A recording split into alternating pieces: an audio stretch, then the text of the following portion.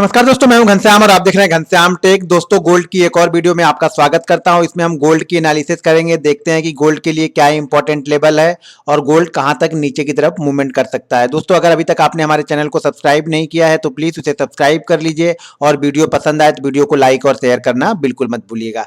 दोस्तों देखिए, गोल्ड की एनालिसिस पे देख लीजिए। गोल्ड यहाँ पे देखिए, अगर इस ट्रेंड लाइन यहाँ पे एक देखेंगे, एक रजिस्टेंस की लाइन यहाँ पे अगर मैं ड्रॉ करूं तो यहाँ पे देखिए लास्ट टाइम ये इसी टाइम के इसी कैंडल के आसपास जाके दो बार देखिए, यहाँ से दो बार ये रिटर्न आ चुका है और तीसरी बार भी इसी लेवल के आसपास ये पहुंच चुका था। क्लोजिंग बेसिस पे देखा जाए तो बहुत अच्छी क्लोजिंग इसने यहाँ पे दी थी। एक मूवमेंट यहाँ पे मिल सकता है, एक मूवमेंट यहाँ पे जाएगा। क्लोजिंग बेसिस के देखा जाए तो ये क्लोजिंग बेसिस पे सबसे अच्छी क्लोजिंग गोल्ड की हुई थी। ऑलमोस्ट लगभग ये देखा जाए तो अक्टूबर के बाद में सबसे अच्छी क्लोजिंग यहाँ पे गोल्ड ने दी और 31,232 के पास से जब क्लोजिंग इसने दी तो 32,400 तक यहाँ से गोल्ड गया। अब यहाँ पे देखिए, जो ये पिछला रजिस्टेंस बार बार दो बार कैंडल यहाँ गई थी, तीसरी बार भी इसी लाइन के आसपास जाके इसने यहाँ पे आके वापस क्लोजिंग दे दी। 32,400 तक गया, 32,400 के नीचे आके आके इसने यहाँ पे क्लोजिंग दे दी। दोस्तों, मैंने फर्स्ट टाइम मैंने गोल्ड को ट्रेड किया है और गोल्ड को मैं शॉर्ट करके गया हूँ। गोल्ड अभी भी मेरे पास शॉर्ट है, तो फर्स्ट टाइम मैं ट्रेड किया हूँ। इसके पहले मैंने आज तक कभी भी कमोडिटी यानी गोल्ड, सिल्वर, क्रूड को कभी मैंने बाइंग या सेलिंग नहीं किया था। तो फर्स्ट टाइम मैं इसको शॉर्ट करके गया हूँ। गोल्ड को मैंने शॉर्ट किया था गुरुवार को लगभग 2:30 से 3 बजे मैंने गोल्ड को शॉर्ट किया था। देखिए, लास्ट टाइम यहाँ पे देखिए इन्वर्टेड हैमर यहाँ पे शूटिंग स्टार कैंडल बनी थी और शूटिंग स्टार कैंडल बन के नीचे की तरफ आई और नीचे की तरफ यहाँ पे देखिए इसमें एक स्पिनिंग बॉटम कैंडल बनी और स्पिनिंग बॉटम कैंडल बनी कहाँ पे? ट्रेंड लाइन के आसपास। जो पिछली ट्रेंड लाइन बन के आ रही थी उसी ट्रेंड लाइन के आसपास से इसने सपोर्ट लिया और वहां से स्टॉक्स गोल्ड जो है ऊपर गया। ऊपर जाने के बाद जो ये रेजिस्टेंस के आसपास से वापस नीचे आया और फिर यहाँ पे पहुंच चुका। अब यहाँ पे देखिए, यहाँ पे एक स्पिनिंग टॉप कैंडल बनी हुई है। ये स्पिनिंग टॉप कैंडल, जैसे पहला रेजिस्टेंस ये था तो मैं इस रिस्क के साथ में लिया था कि मैं 32,400 का मेरा स्टॉप लॉस रहेगा और 32,400 का ये देखिए गया तो जरूर, सुबह के सेशन में गया, लेकिन उसके बाद ये नीचे आके क्लोज होने लगा। यहाँ पे चलिए मैं आपको 15 मिनट के चार्ट पे दिखाता हूँ। तो लगभग 3:15 बजे के लमसम में 2:50 और 3 के बीच में मैंने इसको शॉर्ट किया था। यहाँ पे देखिए जैसा कि मैंने लास्ट कैंडल में दिखाया, डेली चार्ट पे एक शूटिंग स्टार कैंडल बनी हुई थी। यहाँ पे देखिए शूटिंग स्टार कैंडल बनी हुई है और लगभग 15 मिनट की देखिए 7 से 8 कैंडल इसी जगह पे, बिल्कुल 1 से 1.5 घंटे इसी जगह पे ये गोल्ड रुका रहा। उसके बाद जब ये गोल्ड यहाँ पे नीचे आया 332 के नीचे मैंने इसको शॉर्ट किया है। जब 332 के नीचे मैंने इसको शॉर्ट किया था, यानी 32,332 के नीचे मैंने इसको शॉर्ट किया है। उस समय जो हमारा स्टॉप लॉस था 32,400 का मैंने स्टॉप लॉस लगाया हुआ था। मतलब 32,332 के नीचे मैंने इसको शॉर्ट किया है। तो मेरा जो स्टॉप लॉस बन रहा था वो 68 रुपीज का स्टॉप लॉस, यानी 6,800 का यहाँ पे स्टॉप लॉस बन रहा था और उससे मैंने इसको शॉर्ट करके गया और इसने क्लोजिंग आके यहाँ पे दी, यानी गुरुवार को इसने क्लोजिंग दी है 32,260 पे और वापस जब ये ऊपर गया तो मुझे लगा कि मैं एक बार प्रॉफिट बुक कर लूँ। फिर मैं बोला कि यार थोड़ी देर रुकता हूँ, वो इंट्राडे तो है नहीं, ऑलरेडी इसमें इंट्राडे मुझे करना है। मैं इसको शॉर्ट पोजीशन 7,000 या फिर मैंने सोचा था कि कम से कम 1:3 का रेशियो यहाँ पे मिल जाएगा तो मैं इसको निकलूंगा। उसके बाद ये नीचे के कंटिन्यू नीचे ही गया।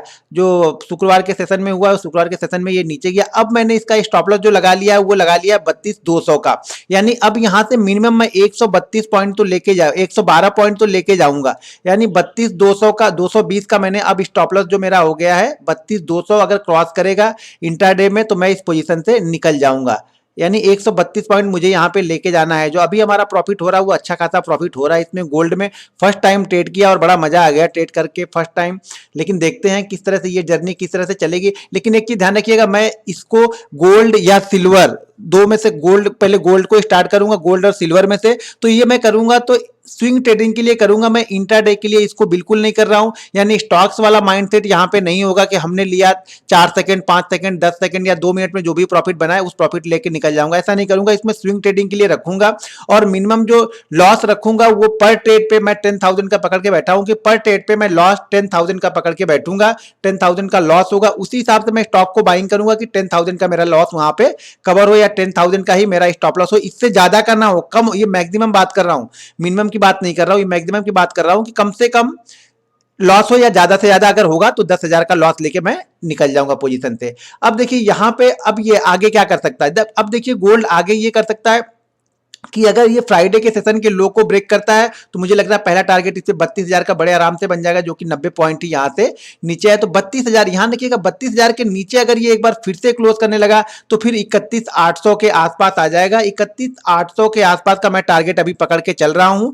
या फिर देखिए मेरे पास दो टारगेट है, या 31,800 या फिर 32,200। दो टारगेट मेरे पास है। 32,220, 32,220 के ऊपर निकलेगा तो भी मैं इस स्टॉक से निकल, सॉरी 32,000, हाँ 32,220 का स्टॉप लॉस, उसके ऊपर जाएगा तो भी मैं निकल जाऊंगा। या फिर नीचे की तरफ आएगा, अगर मान लीजिए कल ये मंडे के सेशन में 32,000 के लेवल आता है तो मैं जो स्टॉप लॉस है उस स्टॉप लॉस को मैं 100 पॉइंट और नीचे लेके आ जाऊंगा।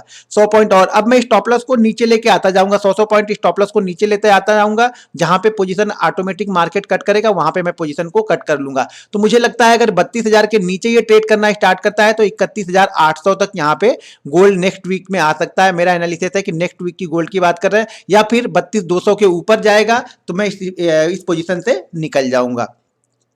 तो गोल्ड में भी मेरे को, जैसा कि मैंने आपको बता दिया कि जब अगर आपके पास शॉर्ट पोजीशन है तो बने रहिए। जैसे नीचे की तरफ जाएगा, एक 15 मिनट पे जो स्विंग हाई बना होगा, अच्छा स्विंग हाई बना होगा, उसको आप स्टॉप लॉस लगाइए और नीचे की तरफ ट्रेड कीजिए। मेरा टारगेट है वो 32,000 और उसके बाद 31,800 का। उसके बाद देखेंगे नई एनालिसिस, 31,800 के नीचे अगर क्लोज करेगा तब देखेंगे। अब यहाँ पे दो चीजें देखने को मिल रही। यहाँ पे 31,800 के आसपास में एक तो वो सपोर्ट निकल के आएगा, दूसरा जो सपोर्ट निकल के आ रहा है वो ट्रेंड लाइन, जो पिछली ट्रेंड लाइन को बार बार रिस्पेक्ट कर रहा था, वो ट्रेंड लाइन का रेजिस्टेंस भी, वो ट्रेंड लाइन का सपोर्ट भी यहीं पर आएगा। तो मुझे लगता है इसको गोल्ड को इस बार कम से कम यहां तक तो आना चाहिए, यानी 31,800 31,900 के आसपास तक तो गोल्ड को आना ही चाहिए।